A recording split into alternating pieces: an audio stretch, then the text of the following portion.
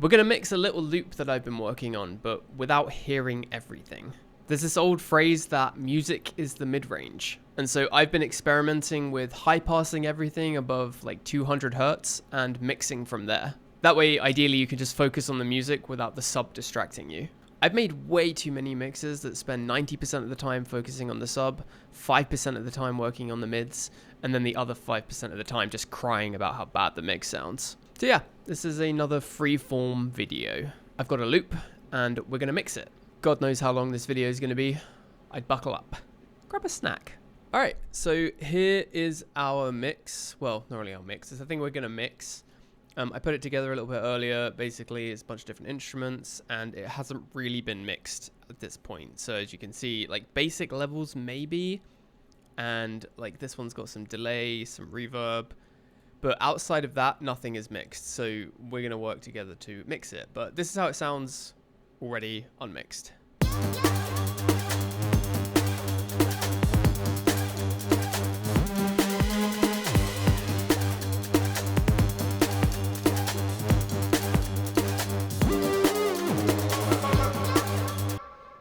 It sounds pretty good. It sounds pretty good. Like, considering this isn't mixed at all, I am not mad about this. But anyway, I think we can work with this. Maybe I can talk to you about some of the decisions that I made while I was putting the sounds together. But the first thing that we're going to do is come down to the main. And I have my little like basic mastering rack, which is like glue compressor, clipper, saturator, etc. This is a bit redundant, but the only thing that I care about right now is the EQ8. So what we're going to do is turn on EQ8 with a frequency of 200 and a steep curve here. So we're trying to focus on the mid-range. So if I play this without and then with,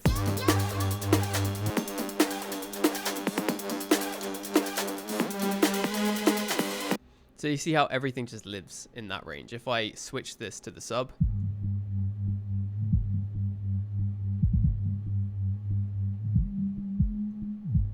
that's where the feeling comes from, but there's not really any music there. You can't, well, you can dance to it, but you probably shouldn't dance to that.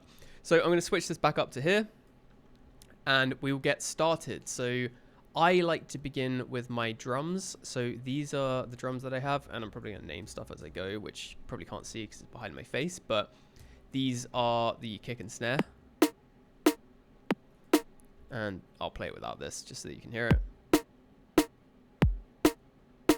These are just a couple sounds that I have made myself. And I like to make sure these guys are hitting at around minus 12 dB-ish. Because then it gives me a bunch of headroom for everything else. So obviously it's only the kick and snare playing right now, so nothing else is really here, so nothing to mix yet. This is my bass. I'm just going to move this down a little bit and name it. It's the main bass. It sounds like this.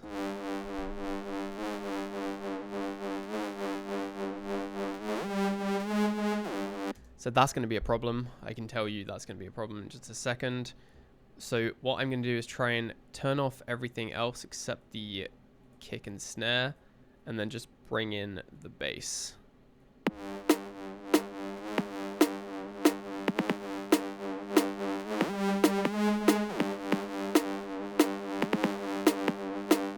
As this is essentially the main sound, I don't want it to be super quiet, so I don't want it down here.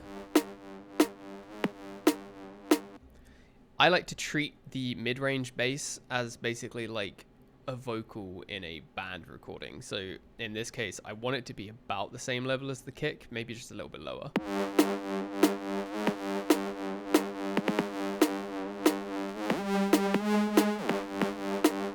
So around minus 14, minus 15 sounds good. Now, the problem that we have here is this high range. It sounds so fuzzy, buzzy, whatever. I don't like it. So I'm actually going to put a low cut, no, high cut, low pass, high cut, low pass, same thing, on this to remove some of that buzz.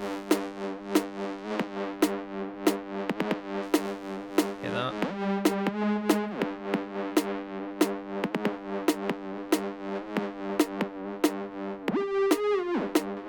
That sounds cleaner to me.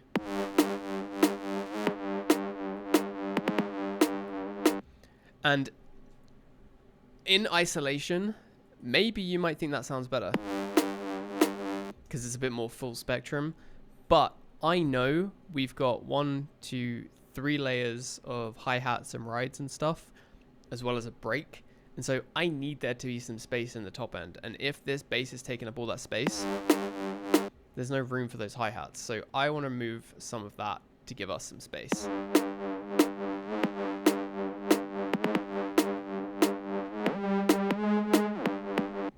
Cool. Now we have those hi-hats that I mentioned before. So we've got a few different loops. We've got this one first. This one second. And then a ride. That's pretty good. All right, so let's put in just one of these for now. So the noisy one.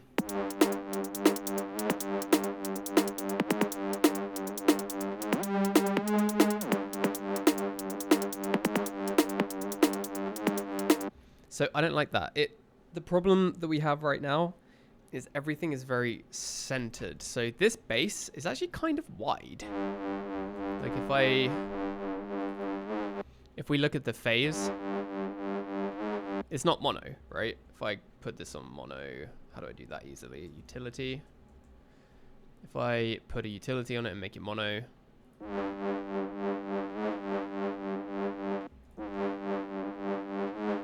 we want some of that width, I think. So I am going to keep that wide, but everything else, these hi-hats are very centered. Do I want it to be wider? I don't know yet. So I'm going to leave it centered for now, but just kind of like quiet in the background.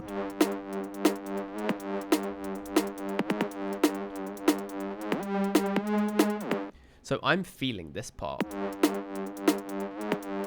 So I'm actually going to remove the bottom end of that hi-hat. So as you can see, this hi-hat is taking up this top end, which is the exact same top end that we just cut out of the bass here. So now this has some space to live. If I go back into the bass and turn this off,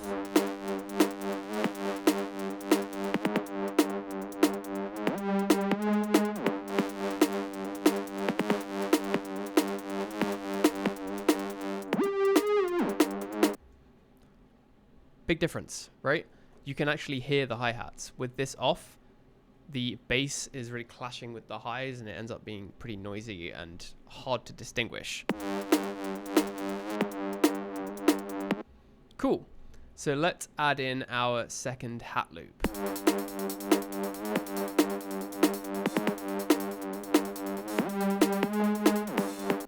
I want this to be wider, so I like to use the kilohertz has, which is essentially just delaying the left and right signal slightly. I want to see what this does. It can take something mono and make it wider, but in this case, I just want to see how does that sound. With and without. Ready? Middle. And then to the sides. There we go. So one of the nice things that I always forget personally is that we don't have to just think about mixing in terms of EQ. Also think about it in terms of where it lives in the kind of left and right stereo space. So there's a big difference between this hi-hat being right down the middle and the hi-hat being wide. Like, it sounds much clearer on the sides, to me anyway. And now there is a lot of lower frequency information that we maybe don't need. Doesn't sound like we need to get rid of it. Let's see what happens.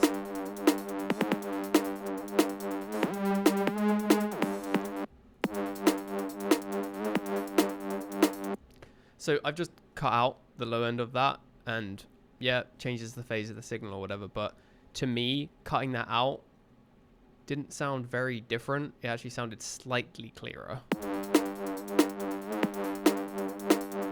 So I'm going to keep that as that. All right, now the ride. This is a slightly different sound as it's not quite as just high. There is some low to it as well. So let's see how this fits in.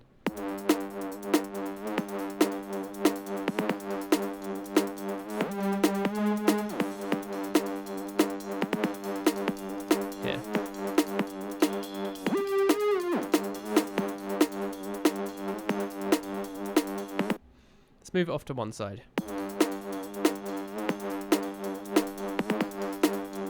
And maybe we bring this one over to the left slightly. And when I say this one, I mean this guy here.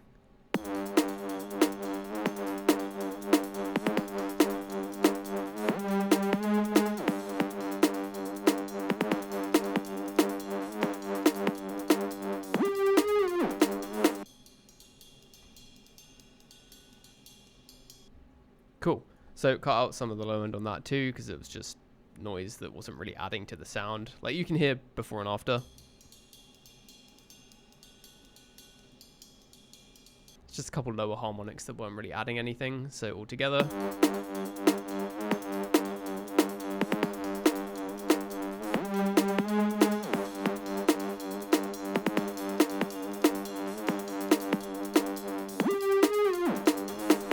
Cool, I think that sounds pretty good.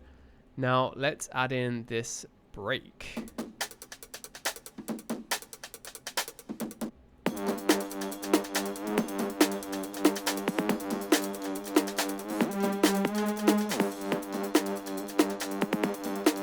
Cool, so this to me sounds like we don't need the whole thing. It's like the little snare kind of ghost notes that I care about. So we can probably cut up to where that snare is.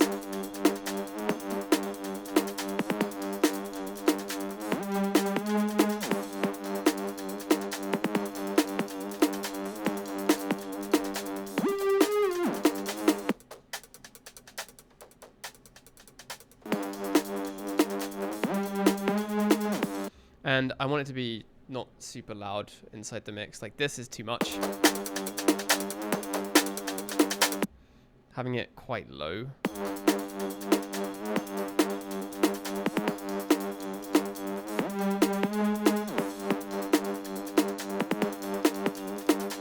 Yeah, that adds something. So like with and without. Let's listen to this.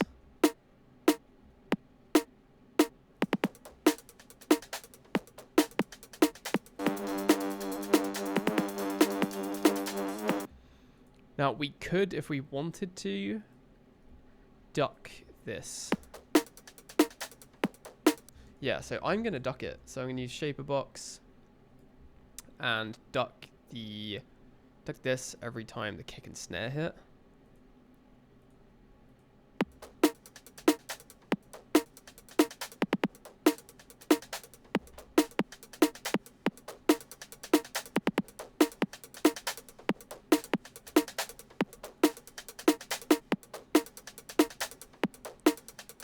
So without is this, and then with.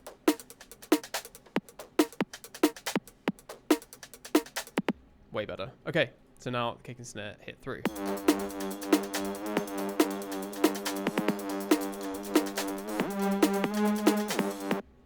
Cool. Next, I have this little vocal chant thing. I don't like that note. Let's change that note. Yeah.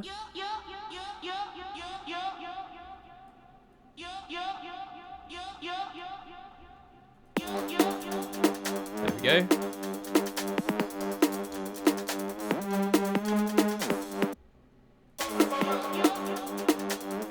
I don't have any problem with that really.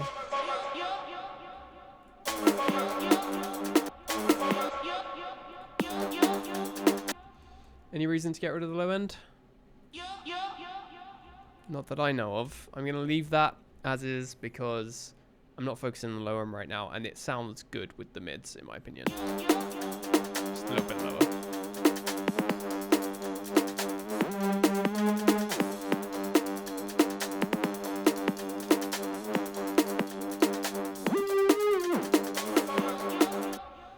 Alright, now there is this second lead.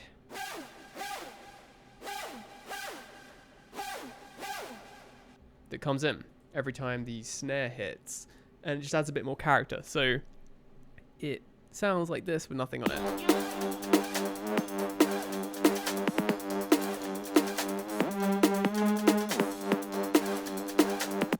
That already sounds pretty good to me. I think because we have the high end cut out of this, it's nice to have that like surprise of the high end coming from this lead thing. So I think I want to mix it in that way, like this.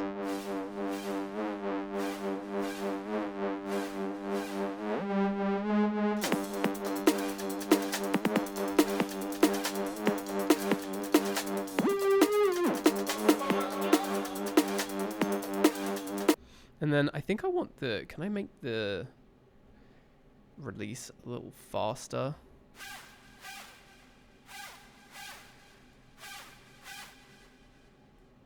And then maybe the delay.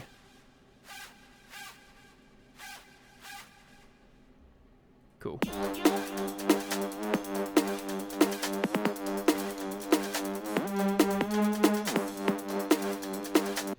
Okay, I like that. Now, what is this?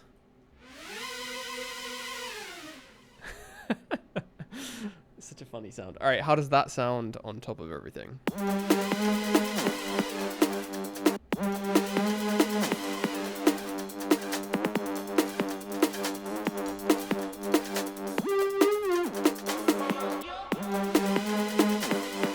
So I think this needs a similar treatment, most likely.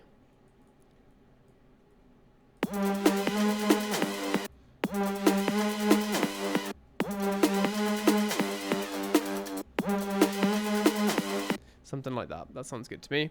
And then finally, what is this one? It's not named. Oh, it's like horns. Okay.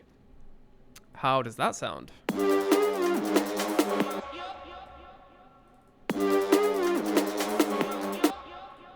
Do we need to do this? No, I don't think so. What about a has? Kind of like that. And then, is there a way to make that a bit drier, maybe?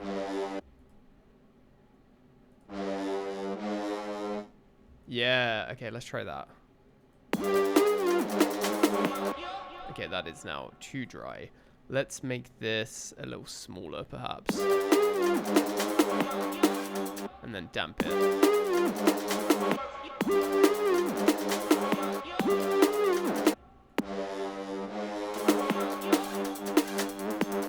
Alright, I think that is pretty good. I'm going to listen to it a couple times and see if there's any adjustments that I think need to be made to the, you know, mids.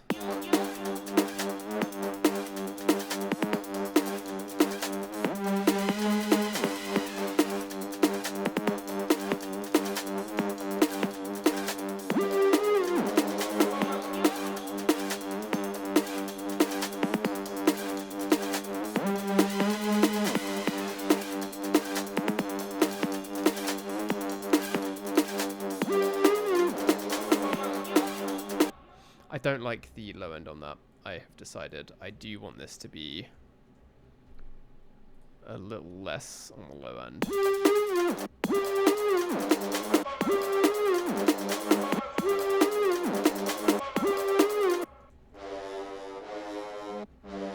Is that harmony? Harmony? Is this harmonic? That is too much, so I'm going to cut everything above that harmonic. Great. So it's funny because there's no longer a fundamental. Because we get instead of, but you can still kind of make out the sound. All right, so one more time.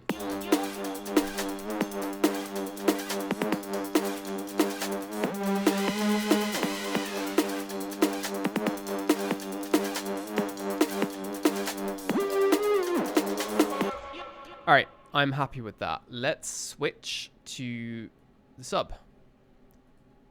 Now, how's this going to sound? Maybe hard to hear on your speakers, but we'll work it out. Okay, so in the sub, what I'm listening for really is the kick and the bass, the kick and the sub frequencies, essentially. Nothing else needs to live in the sub area, at least in the, you know, most intense part of the song like this with a lot of different layers. So I am going to focus on removing anything or cleaning anything that isn't the kick or the sub frequencies. So the first thing I want to double check though, is this mono in the sub? I don't think it is. It is not. Okay, so I, first off, want to chuck a utility on the bass and make sure that the bass under 200 is mono. So now it should be a straight line. Yeah, good enough. All right. So let's get that back. What sounds are we hearing?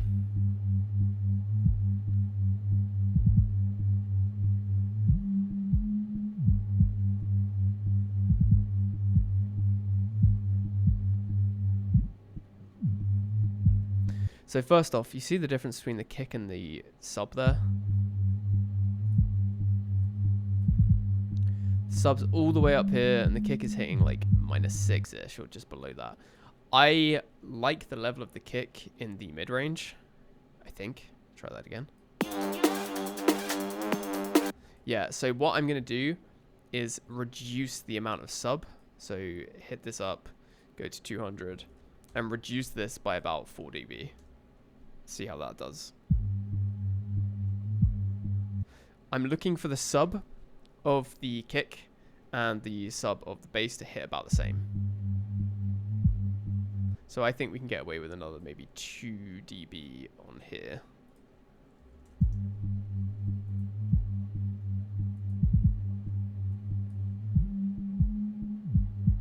Beautiful.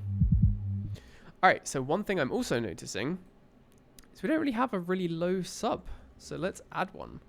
I like making sure there's a super low, super deep sound too as a basic sub oscillator. So let's grab that and see where this hits. It's going to be too high right now. Right, I want this to be an octave lower. So we have a real, oof, beautiful. And then let's cut out the top end. Now listen to those together.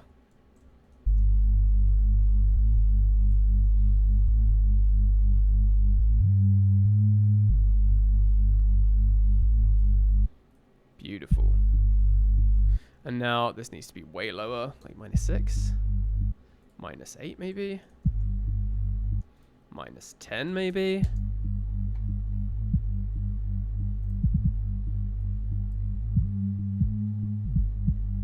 Let's do -12 maybe. Great. Now that feels much better.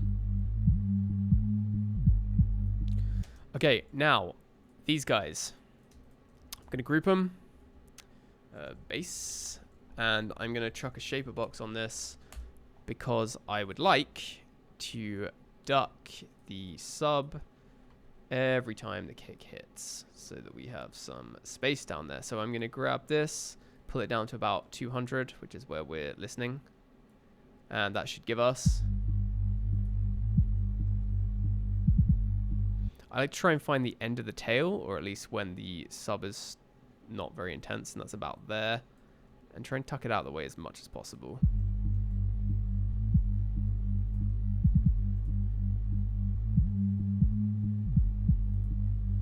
Check that out.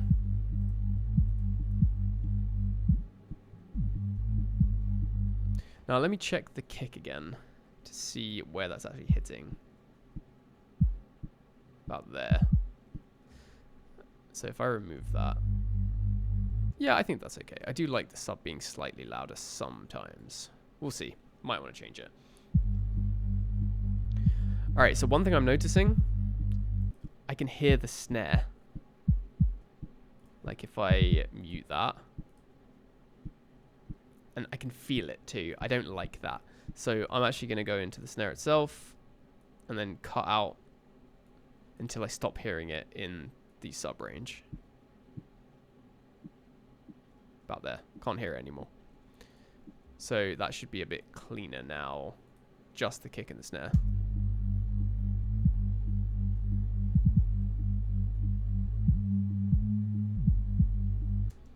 Alright, I think that sounds good. Here's the top end again.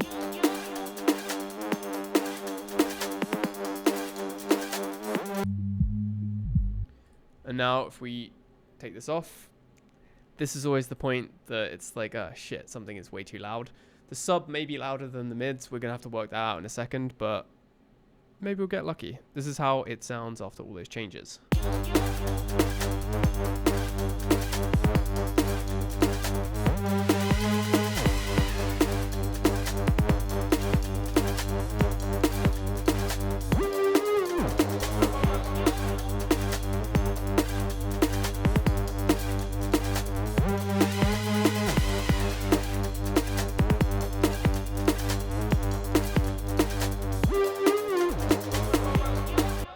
I think it sounds pretty good.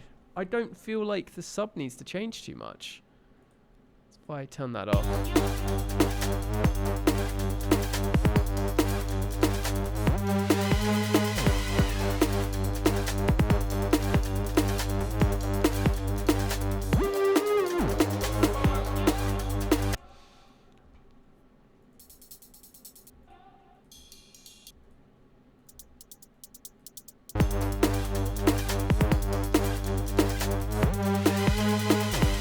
I think it sounds pretty good. Now the only thing would be to sort of master it. This isn't mastering, this is just chopping.